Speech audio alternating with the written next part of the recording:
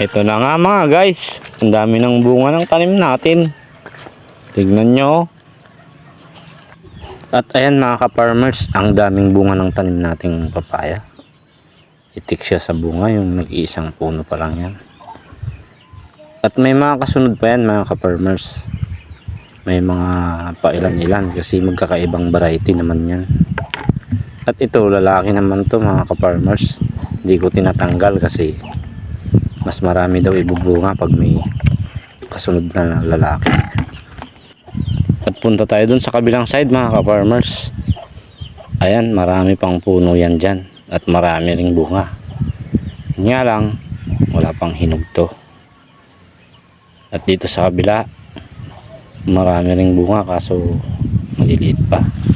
At ito, may dalawang bunga na to na hinog na. Bukas pwede natin yang kunin. Nga lang baka maunahan pa tayo. Ayan o, mayroon pa ron hanggang doon.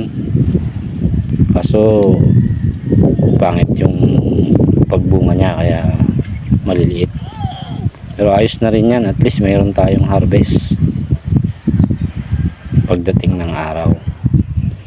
At ito ka-farmers, yung lalaki, pag pinutol daw yan at iniwan natin yung sanga, maaari daw na maging babae. Totoo kaya yun mga ka-farmers?